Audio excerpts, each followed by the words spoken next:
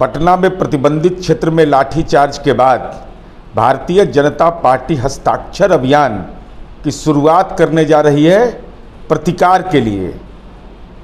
हम उम्मीद करते हैं भारतीय जनता पार्टी से कि भारतीय जनता पार्टी 27 अक्टूबर 2013 को पटना के गांधी मैदान में किए गए विस्फोट, जिसके बाद आदरणीय नरेंद्र मोदी ने भरत रजक, मुन्ना श्रीवास्तव, बिंदेश्वरी चौधरी, राजेश कुमार, गुड्डू कुमार सिंह, राज नारायण सिंह, जो भाजपा के समर्थक जिनकी दुखद मौत हो गई थी, उनके परिवार को वायदा किया था नौकरी देंगे, परवरिश करेंगे, उनके घर पर कब जाएंगे भाजपा के नेता? 10 वर्षों में तो भाजपा के कोई नेता उनके घर पर उनका हालचाल भी लेने नहीं गए। उनके परवरिश की चिंता तो थी ही नहीं, और नौकरी के लिए दिल्ली से पटना तक लोग दौड़ते रहे। उनके परिजन लाचार होकर के गांव में रहने लगे। तो हम उम्मीद करते हैं कि भारतीय जनता पार्टी में अगर नैतिक बल है तो हस्ताक्षर अभियान का यह भी एक अंग बनाइए कि आप उस परिवार के घर पर जाकर के और हस्ताक्षर पत्र के साथ साथ नियुक्ति पत्र भी दिखाइए। कहाँ वो नौकरी कर रहे हैं उनके परिजन? भारत सरकार के किस मंत्रालय में, भाजपा शासित प्रदेश में, तृतीय संवर्ग में, चतुर्थ संवर्ग में, शिक्षक में, कर्मचारी में, किसमें नौकरी कर रहा है? कृपा करके यह संस्थान का नाम और मृतक का परिवार कहाँ नौकरी कर रहे हैं, इसका विवरण बिहार की जनता के सामने पेश करिए। लोकतंत्र पर लाठी का प्रहार और लोकतंत्र को मिटाने का वंशवादी भ्रष्टाचारी लोग राजतंत्र स्थापित करने के विरोध में यह शुरू हो रहा है।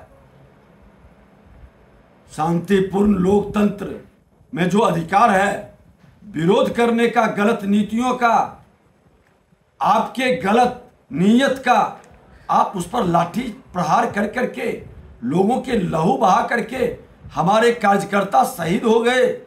आज ये मानसिकता, शिक्षक अगर जो आंदोलन करे उस पर लाठी प्रहार, कृषि वाले कृषि सलाहकार आंदोलन करे उस पर लाठी प्रहार, आंगनबाड़ी हो या अन्य हमारे संविदा कर्मी हो, सब पर लाठी प्रहार। ये मानसिकता के विरोध में हम लोग हस्ताक्षर अभियान प्रदर्शनी के माध्यम से एक विरोध दर्ज करेंगे, महामहिम राज्यपाल तक इसको पहुंचाएंगे। ये पूरा भी चलेगा ये कार्यक्रम, और इस कार्यक्रम के माध्यम से लोगों को बताएंगे कि ये कांग्रेस की संगति में आने वाले जो आपातकाल लगाया था, जिसको लोकतंत्र में विश्वास नहीं था, उनकी संगति में ये तिक्रमी बिहार को नाश करने में लगा है। कांग्रेस, राजद और जदयू मिल करके इसके तानाशाही प्रवृत्ति के विरोध में जिस तरह से भारतीय जनता पार्टी इस मामले को तूल दे रही है, वह एक राजनीतिक सवाल है बस। अन्यथा इस तरह के प्रदर्शनों में बल प्रयोग की गुंजाइश रहती है। क्यों बल प्रयोग करता है प्रशासन, यह सभी को मालूम है। निर्धारित स्थल से 144 लगा होता है कि निर्धारित स्थल से आप आगे नहीं बढ़ेंगे, अपनी बात को सामूहिक रूप से रखेंगे डाक बंगले चौराहे पर। लेकिन कई बार हम लोग ने देखा है भारतीय जनता पार्टी के जो उदंड और उर्दंड लोग हैं, वो बैरिकेडिंग को तोड़ करके बाहर जाने का प्रयास करते हैं। क्योंकि उस समय स्थानीय स्तर पे जो भी पदाधिकारी मजिस्ट्रेट ड्यूटी पे होते हैं, वो समसामयिक निर्णय लेते हैं कि उनको क्या करना है। इसमें सरकार की कोई भूमिका नहीं होती। मुख्यमंत्री के स्तर पे और सरकार के स्तर पे कोई अलग से निर्देश नहीं जाते। स्टैंडर्ड ऑपरेटिंग प्रोसीजर रहता है कि इस तरह के मामले में यही काम उनको करना है।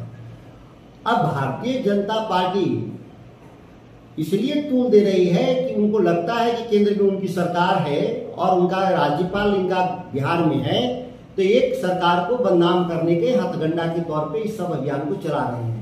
अभी तो भारतीय जनता पार्टी को अभियान चलाना चाहिए कि इस राज्य में सूखा पड़ा हुआ है, किसान हतप्रभ है, उसकी कैसे मदद होनी चाहिए।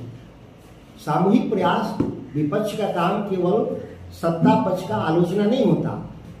विपक्ष का काम, क्योंकि उसमें बहुत सारे एमएलए भी होते हैं जीते हुए, अपने फंड से जो उनको मिलता है सरकार के द्वारा फंड, उस फंड से स्थानीय स्तर पे किसानों को मदद करना चाहिए। ये जवाबदेही भारतीय जनता पार्टी लेने को तैयार नहीं। और इनके पास नेतृत्व संकट भी बिहार में, इनके पास कोई नेता नहीं सिवा हुड़दंग और हुड़दंग करने वाले लोगों का समूह के तौर पे इनकी पहचान स्थापित हो रही है।